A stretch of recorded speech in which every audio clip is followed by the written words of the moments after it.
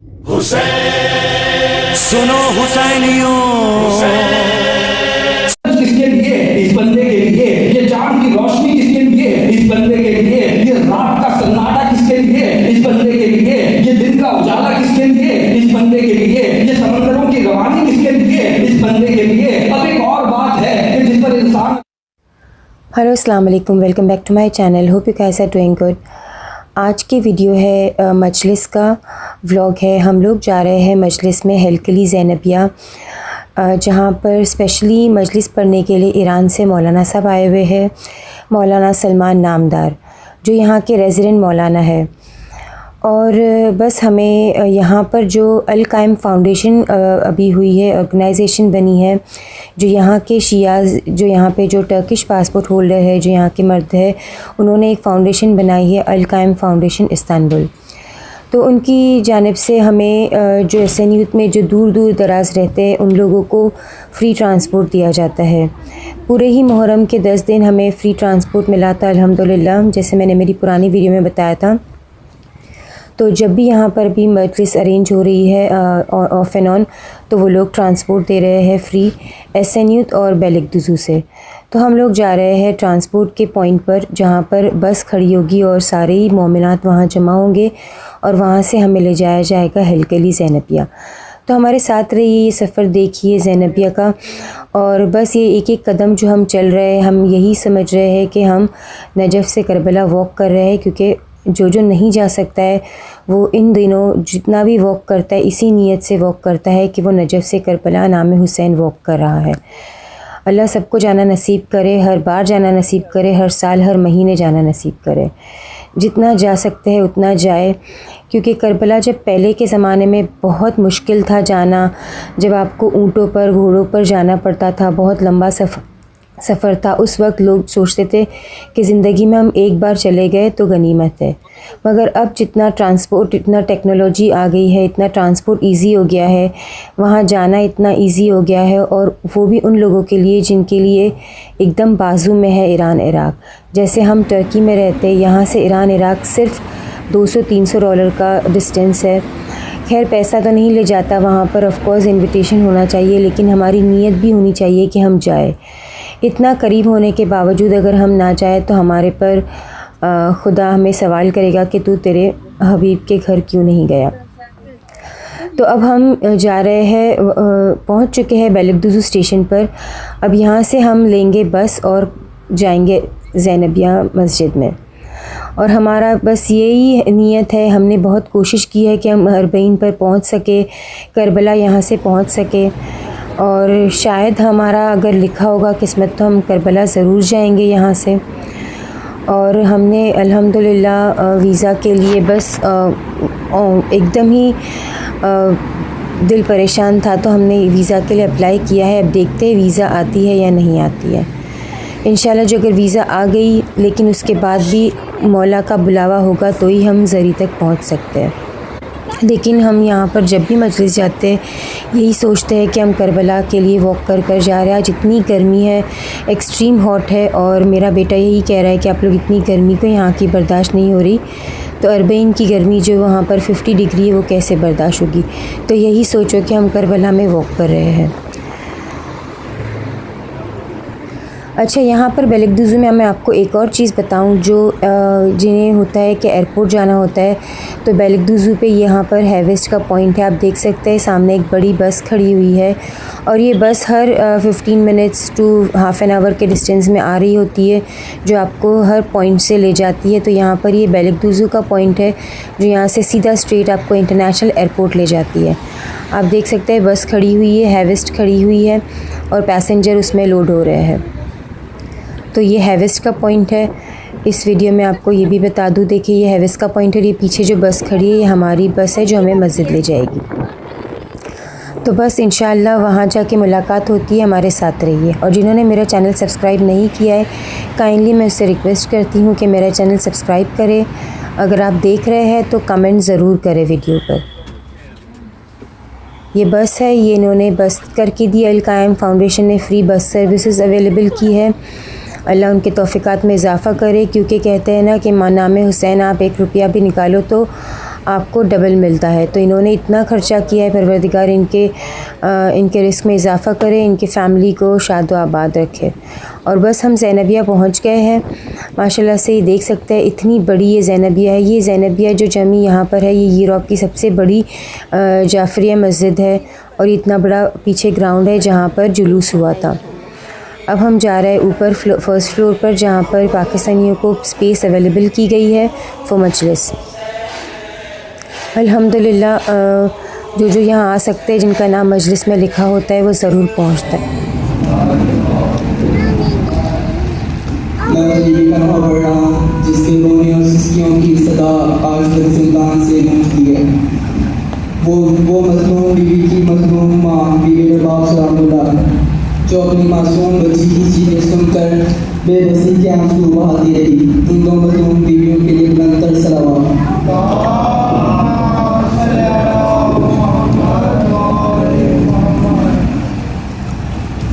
ماں کہتی تھی اٹھ جا میری جان سکینہ, ماں کہتی تھی اٹھ جا میری جان سکینہ.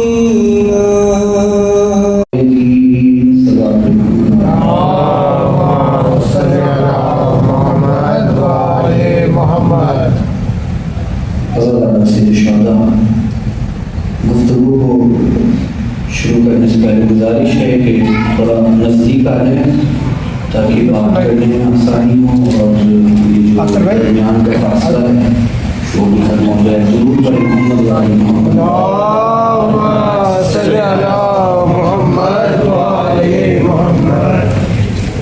تمام تعریفیں اس پروردگار کے لیے ہے کہ جس نے ہمیں یہ توفیق دی کہ ہم ان ایام میں ذکر سید الشہداء برپا کر سکیں. یقیناً مقام شکر ہے کہ یہ وہ کام ہے کہ جو ہر کسی کو میسر نہیں ہوتا, اور یہ فرش بچھانے والے, یہ ذکر کرنے والے, یہ مجلس پڑھنے والے, یہ نوحے پڑھنے والے, یہ تبرک تقسیم کرنے والے, خصوصاً مجلس میں شریک ہونے والے, یہ نہ سمجھے کہ یہ ان کی وجہ سے مجلس وجود میں آ رہی ہے, بلکہ یہ توفیق پروردگار ہے کہ پروردگار نے. لیکن اس ذکر کو ہماری ضرورت نہیں ہے, بلکہ ہمیں اس ذکر کی ضرورت ہے. یہ ذکر ہماری وجہ سے باقی نہیں ہے, بلکہ ہماری بقا اس ذکر کی وجہ سے ہے. تمام تعریفیں اس خدا کے لیے ہے کہ جس نے یہ توفیق دی کہ ہم اس ذکر میں شامل ہو سکیں.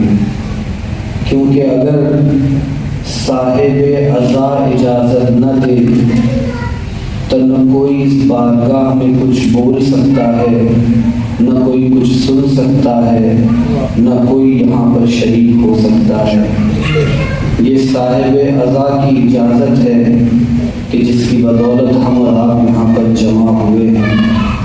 عبادت ہے, اور آج کی یہ مجلس خصوصاً یہ ایام اس امام سے منسوب ہے کہ جسے زین العابدین کہا گیا.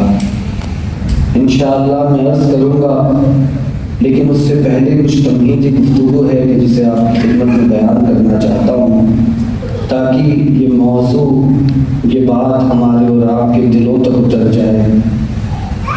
پروردگار عالم کا کروڑ و شکر ہے کہ اس نے انسانوں کی ضرورت سے پہلے ان تمام چیزوں کو خلق کر دیا کہ جس کی ضرورت انسان کو آنے والے وقت میں ہونے والی تھی.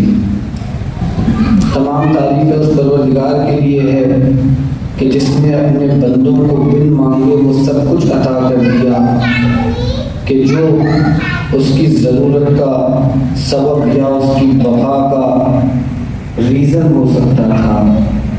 तमाम तारीफ़ उस परवरदिगार के लिए है कि जिसने लफ्ज़ कुल में इस कायनात को खल्क़ किया। तमाम तारीफ़ें उस परवरदिगार के लिए है कि जिसने अपनी तमाम मखलूक़ात में हिकमतों को पोशीदा रखा। तमाम तारीफ़ें उस परवरदिगार के लिए है कि जिसने इस ज़मीन में हिकमत को पोशीदा रखा। जब उसने इस ज़मीन के फर्श को बनाया तो इतना नरम बनाया कि चलने वाला चलते हुए इसमें धंस न जाए, और बैक वक्त इसी ज़मीन को अगर सख्त बनाया तो ऐसा बनाया कि बारिश शबनम बर्दाश्त न करने वाला मामूली सा पौधा भी इसके सीने को चाक करता हुआ उसकी हिकमत की गवाही दे। क्या कहना उस परवरदिगार का, क्या कहना उस मुसव्विर हकीकी का कि जिसने करोड़ों बनाए मगर एक को एक में मिलने न दिया। क्या कहना उस मुसव्विर का कि जिसने करोड़ों नक्शे बनाए मगर एक को एक से मिलने न दिया। न अंदाज से अंदाज मिला, न गुफ्तार से गुफ्तार मिली, न सीरत से सीरत मिली, न सूरत से सूरत मिली, न तकल्लुम से तकल्लुम मिला, न तबस्सुम से तबस्सुम मिला, न आवाज़ से आवाज़ मिली, न अंदाज से अंदाज मिला। अब कोई ये न कहे कि ये बनाने वाले की मजबूरी थी कि जब कलम उठा एक नया नक्शा, एक नई तस्वीर सामने आई, उसने आवाज़ दी मैं मजबूर नहीं मुख्तार हूँ, मैं करोड़ों बनाऊंगा मगर एक को एक में मिलने तो दूंगा, और जब मिलाऊंगा तो 12 ऐसे मिलाऊंगा कि ना अंदाज से अंदाज में फर्क आएगा, न गुफ्तार से गुफ्तार में फर्क आएगा, न सीरत से सीरत में फर्क आएगा, न तकल्लुम से तकल्लुम में फर्क आएगा, न तबस्सुम से तबस्सुम में फर्क आएगा। वो चलेंगे तो बशाने मोहम्मद, वो उठेंगे तो बशाने मोहम्मद, वो बैठेंगे तो बशाने मोहम्मद, वो लेटेंगे तो बशाने मोहम्मद। यही वजह है कि इसी सिलसिले मोहम्मद के 5वें को जब जाबिर ने नाबीना होने के बावजूद चलता हुआ महसूस किया, देखा नहीं बल्कि नाबीना थे, जब चलता हुआ महसूस किया तो कहा मोहम्मद चल रहे हैं। और इसी सिलसिले के पहले को जब कुफ्फार ने चादर के नीचे लेटा हुआ देखा तो बगैर देखे कहा कि मोहम्मद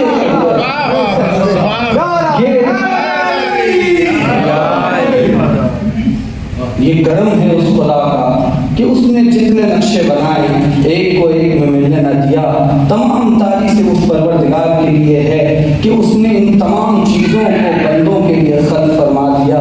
उसने ये ज़मीन का फर्श बिछाया, ये आसमान का शामियाना लगाया, ये बुलंद व बाला पहाड़ खल्क़ फरमाए, ये समंदरों को रवानी अता फरमाए, ये दरख्तों को पैदा किया, दरख्तों के फलों को लेकर आया, फूलों में खुशबुओं को रखा। क्यों रखा?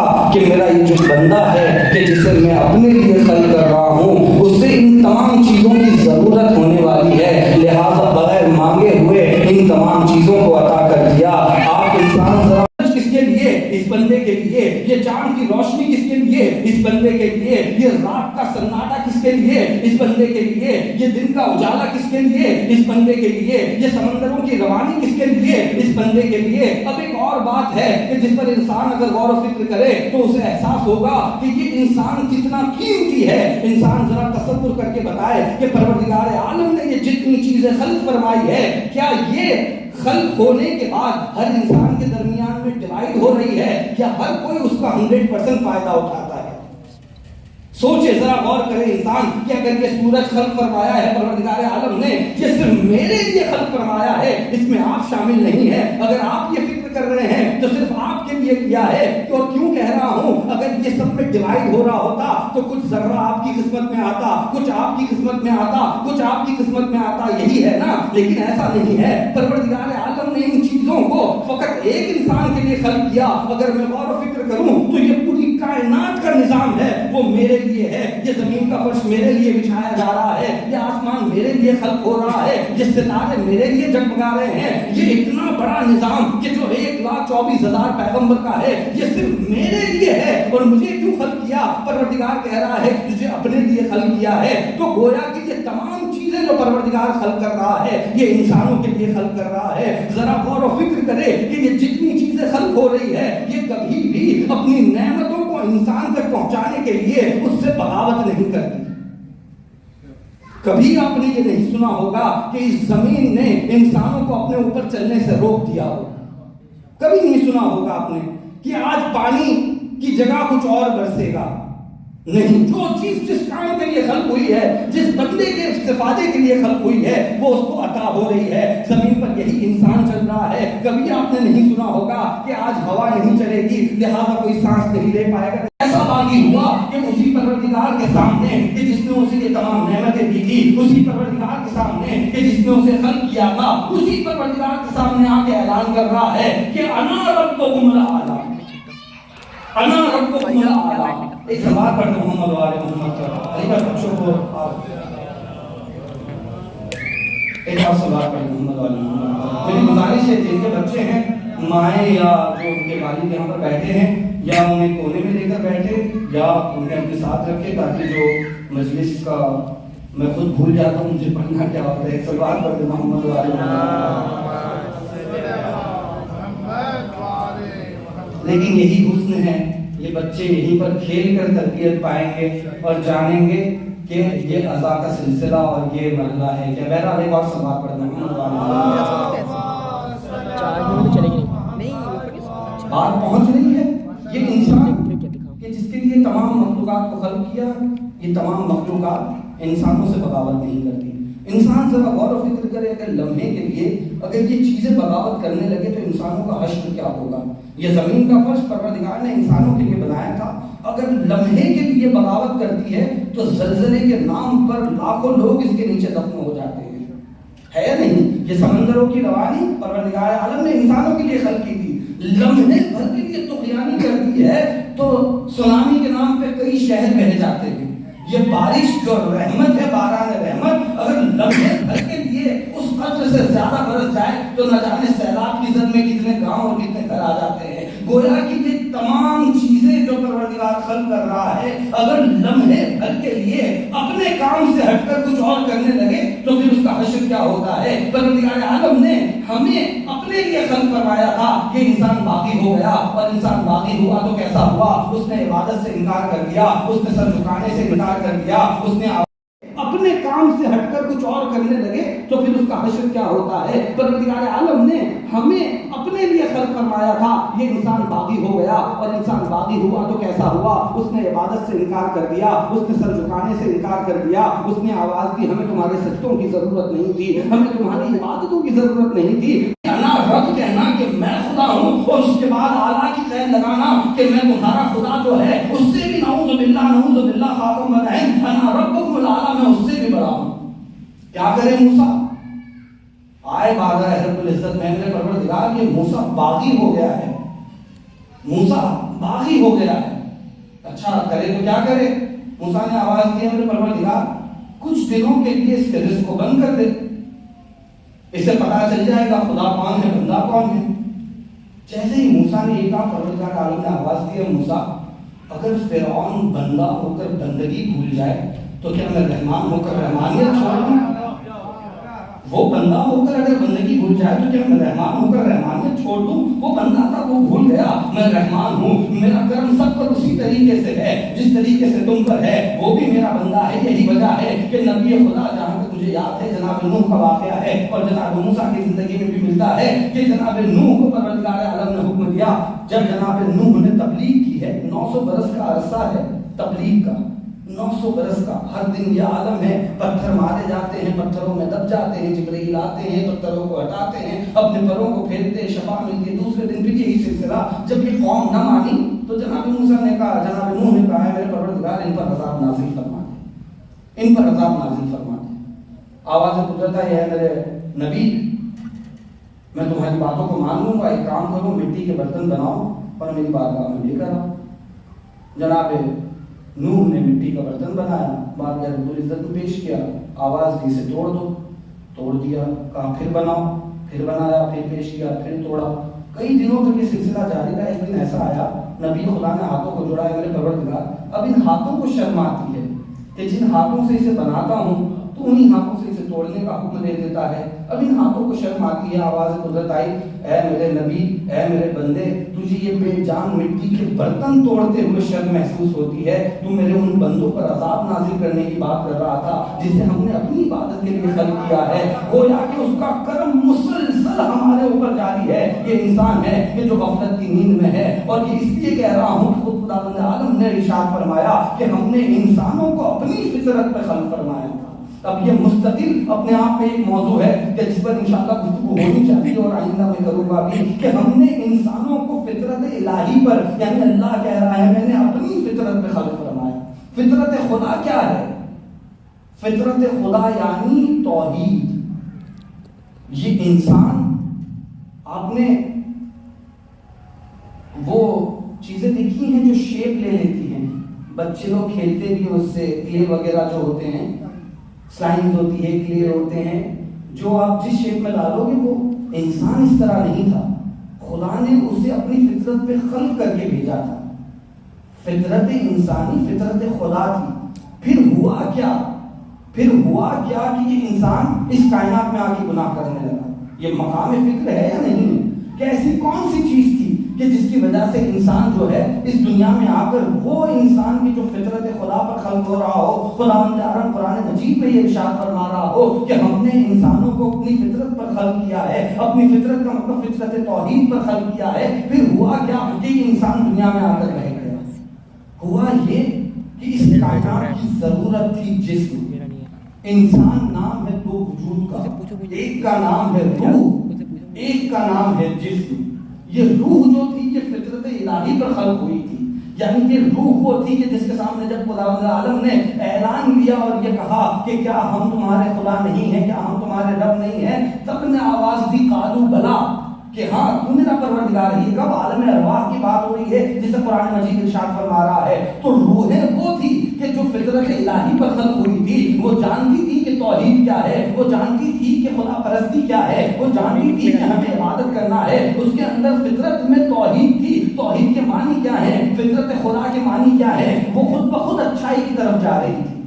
مگر انسانوں کو اس کائنات پہ بھیجا گیا، تو چونکہ اس کائنات پہ بھیجا گیا، ایک مٹیریلسٹک جگہ پر بھیجا گیا، تو پھر اس روح کے ساتھ ضرورت تھی ایک جسم کی۔ جب اس جسم اور روح کو ملایا گیا تو جسم کے اپنے تقاضے ہیں، روح کے اپنے تقاضے ہیں۔ جسم چاہتا ہے کہ اسے کھانا مل جائے، جسم چاہتا ہے کہ اس کا پیٹ بھرا جائے، لیکن روح کہتی ہے پیٹ بھرو لیکن دیکھنا حرام نہ ہو۔ یہ جسم تھا جو یہ نہیں دیکھ رہا تھا کہ مجھے حلال کی طرف بڑھنا ہے یا حرام کی طرف بڑھنا ہے۔ یہ جسم اپنی ضرورت کے تقاضے کو پورا کرنا چاہتی تھی، روح اپنے تقاضوں کو چاہتی تھی، اور یہی وجہ ہے کہ جب انسان کسی بھی گناہ کی وادی میں پہلی مرتبہ قدم رکھتا ہے، اس کے قدم لڑکھڑاتے ہیں، یہ روح آواز دیتی ہے کہ نہیں، تو جہاں پر جا رہا ہے یہ جگہ تیرے جانے والی نہیں ہے۔ لیکن یہ جسم کی ضرورت تھی، اس نے کہا نہیں، مجھے مال دنیا چاہیے، مجھے گھر چاہیے، مجھے دولت چاہیے، مجھے شہرت چاہیے، لہذا وہ پیسوں کے بغیر حاصل نہیں ہوگی، لہذا وہ گناہ کی طرف بڑھا، وہ اپنی ضرورتوں کو پورا کرنے کی طرف بڑھا۔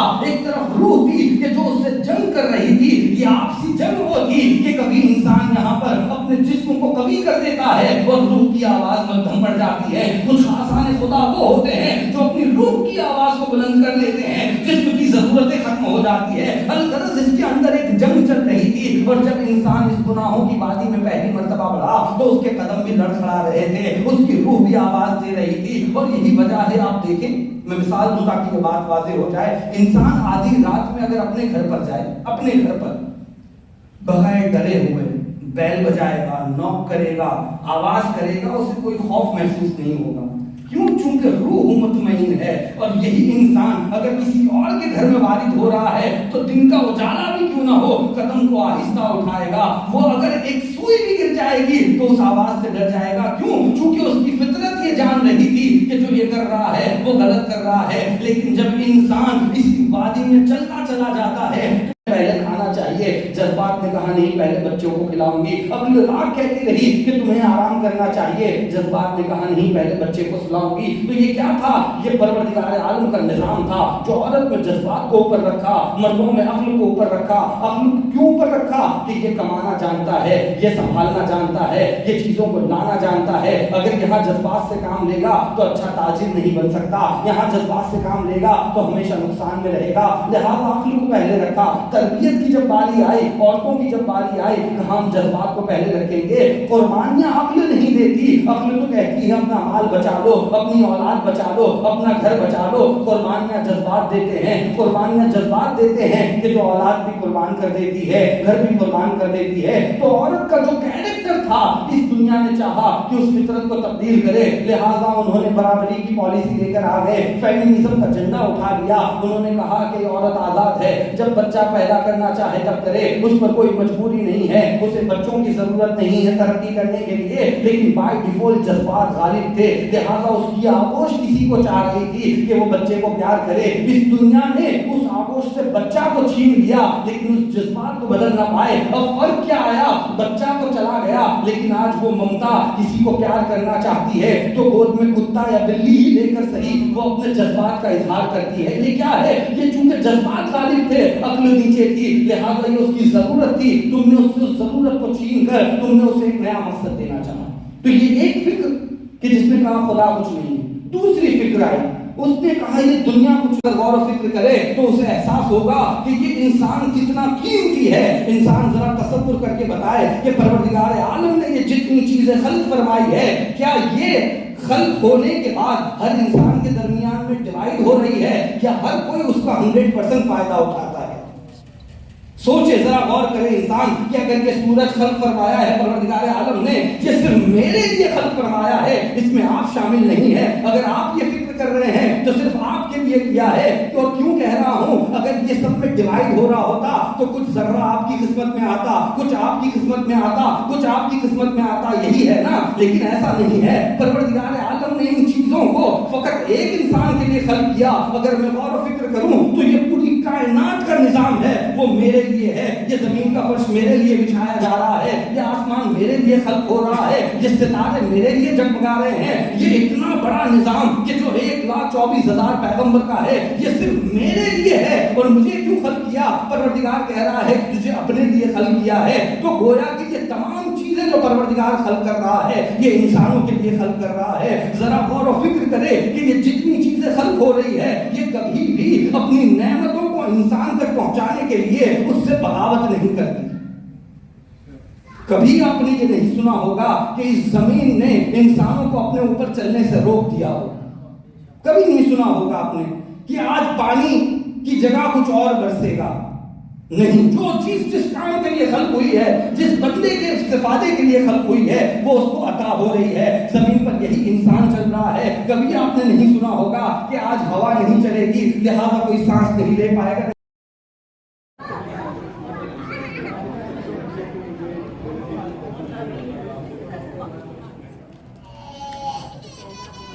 الحمدللہ مجلس ختم ہو گئی ہے اور اب یہاں پر نیاز تقسیم ہو رہی ہے.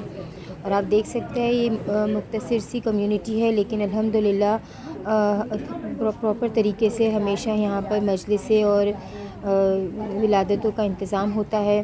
اور انشاءاللہ آہستہ آہستہ یہاں پر بھی تعداد شیعوں کی بڑھتی جائے گی. اور ہمارے ساتھ رہیے, چینل کو سبسکرائب کریں. یہاں پر آپ کو بہت ساری اس طریقے کی ریلیجس اور دوسری انفارمیٹیو ٹرکی کی ویڈیوز ملے گی. اور چینل کو لوگوں کے ساتھ زیادہ شیئر کریں. یہاں پر دیکھ سکتے ہیں سارے بچے ہیں جو یہاں پہ والنٹیئر کر رہے ہیں اور اللہ ان کے بھی توفیقات میں اضافہ کرے. ماشاءاللہ سے یہاں پر آ کے بہت بالکل ایسے لگ رہا ہے کہ ہم کربلا کی زمین پر ہے. Thank you so much for watching and stay tune with us. یہ ہمیں یہاں پہ نیاز ملی ہے ماشاءاللہ سے رول اور آئرن.